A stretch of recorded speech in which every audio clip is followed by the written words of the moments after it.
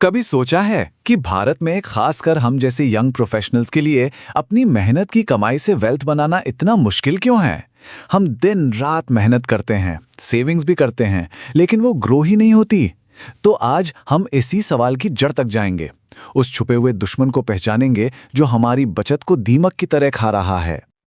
आइए एक situation imagine करते हैं जो शायद कई लोगों के साथ हुई होगी। आपने सालों तक पैसे बचाए, मेहनत की और अब आप अपने सपनों का घर खरीदने के लिए तैयार हैं। आप बिल्डर से मिलते हैं, सब कुछ फाइनल हो जाता है और फिर धीरे से एक आवाज आती है, सर 30% तो कैश में देना पड़ेगा। और बस यही वो मोमेंट है जहां एक खूबसूरत सपना एक कड़वी हकीकत से टकराकर चूर चूर हो जाता है। ये जो 30% कैश की मांग है ना, ये बस एक छोटा सा इशारा है एक बहुत बड़ी गहरी प्रॉब्लम का, जो हर उस इंसान को अफेक्ट करती है जो ईमानदारी से कमा रहा है। देखिए, कैश की ये मांग तो बस एक सिम्टम है, एक लक्षण। असली बीमारी तो एक ऐसा अदृश्य कीड़ा है, एक इकोनॉमिक पैरासाइट है जो हमारी अर्थव्यवस्था और हमारी मेहनत की कमाई को अंदर ही अंदर खोखला कर रहा है। इसी को हम कहते हैं शैडो इकोनॉमी या आम भाषा में काला धन। ये एक ऐसी पैरेलल इकोनॉमी है जो हमारे सिस्टम के साथ साथ चलती है, लेकिन पूरी तरह से टैक्स की नजरों से ओझल। और इसका हमारी इकोनॉमी पर जो असर है, उसके आंकड़े सच में चौंकाने वाले हैं। ये आंकड़ा देखिए जरा, 55 लाख करोड़ रुपए। पता ही कितना होता है? ये हमारे पड़ोसी देश बांग्लादेश की पूरी इकोनॉमी से भी ज्यादा है। और ये सारा का सारा पैसा हमारे टैक्स सिस्टम की पकड़ से एकदम बाहर है। तो होता क्या है, जब इतना सारा पैसा टैक्स सिस्टम में आता ही नहीं, तो सरकार के पास पैसों की कमी हो जाती है। अब इस घाटे को पूरा करने के लिए सरकार क्या करती है? वो और नोट छापती है, और इसका सीधा नतीजा होता है इन्फ्लेशन, यानी महंगाई। और यही महंगाई हमारी फिक्स डिपॉजिट्स और सैलरी की वैल्यू को हर रोज धीरे धीरे कम करती जाती है। तो सवाल ये है कि ये अदृश्य कीड़ा, ये शैडो इकोनॉमी एक आम सैलरीड प्रोफेशनल की जेब पर सीधा सीधा कैसे डाका डालती है। चलिए इसे 3 बड़े तरीकों से समझते हैं कि कैसे हम सब इसकी कीमत चुका रहे हैं। सबसे पहला और सबसे बड़ा असर है रियल एस्टेट की आसमान छूती कीमतें।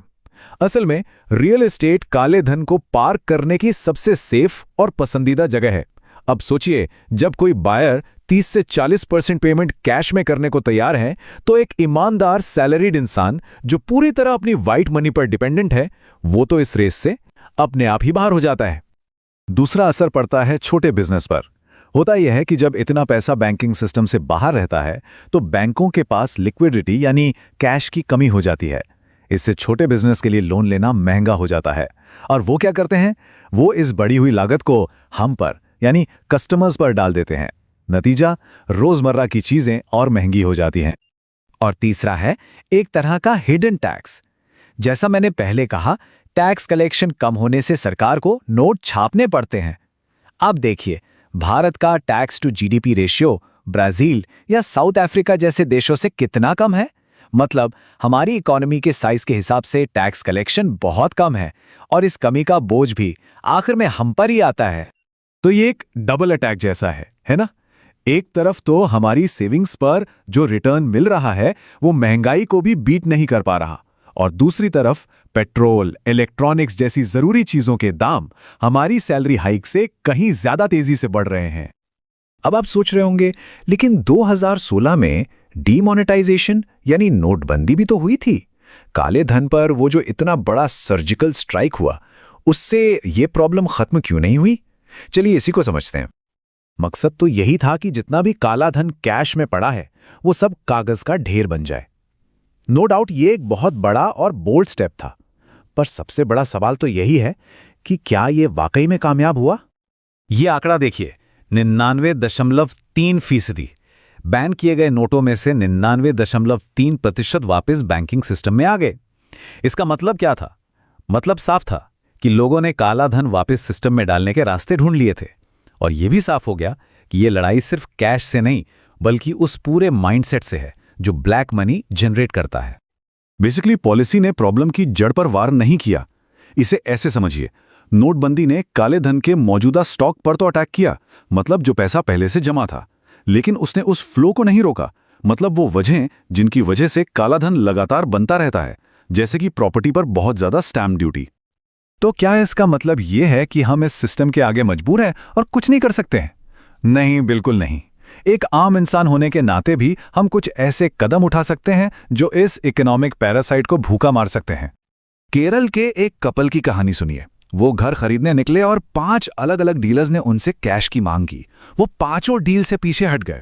उन्होंने हार नहीं मानी और आखिर में उनके सब्र और ईमानदारी का फल मिला और उन्हें एक ऐसी डील मिली जो पूरी तरह से वाइट थी। ये कहानी साबित करती है कि अगर हम ठान लें तो इस खेल का हिस्सा बनने से मना कर सकते हैं। और सबसे पावरफुल कदम जो हम उठा सकते हैं वो है अपना पैसा वहां इन्वेस्ट करना जहां काले धन की परछाई भी ना पड़ सके। जब हम म्यूचुअल फंड्स, रीट्स या सॉवरेन गोल्ड बॉन्ड्स में इन्वेस्ट करते हैं तो वहां पैन कार्ड देना मैंडेटरी होता है। ब्लैक मनी के लिए वहां कोई जगह ही नहीं है। और मजे की बात तो यह है कि हिस्टोरिकल डेटा देखें तो इन ट्रांसपेरेंट एसेट्स ने रियल एस्टेट और गोल्ड जैसी चीजों से कहीं बेहतर रिटर्न दिया है। तो ये 3 काम हम सबको करने हैं। कहीं भी कैश कंपोनेंट देने से साफ मना करें, अपना पैसा ट्रांसपेरेंट फाइनेंशियल एसेट्स में लगाएं और राज्य स्तर पर ऐसी पॉलिसीज को सपोर्ट करें जो स्टैम्प ड्यूटी कम करती हों। जब हम सब मिलकर ये फैसले लेंगे तो सिस्टम पर प्रेशर बनेगा। हर एक छोटा कदम इस शैडो इकोनॉमी को कमजोर करेगा। तो आखिर में बस यही कहना है कि काला धन कोई दूर की इकोनॉमिक प्रॉब्लम नहीं है। ये एक छिपा हुआ टैक्स है जो हम सब की जेब से, हमारे सपनों से चोरी हो रहा है। यही वो वजह है कि अपना पहला घर, एक सिक्योर रिटायरमेंट या अपना बिजनेस शुरू करने का सपना हमेशा थोड़ा दूर ही नजर आता है। जब एक सिस्टम बेईमानी को रिवॉर्ड करता है तो ईमानदारी की असली कीमत क्या होती है? इसकी कीमत हम सब चुका रहे हैं, हर रोज अपने रुके हुए सपनों और खोए हुए मौकों के रूप में। लेकिन हर एक ट्रांजैक्शन में जब हम पारदर्शिता को चुनते हैं तो हम इस सिस्टम को भूखा मारना शुरू कर देते हैं और शुरुआत वहीं से होती है।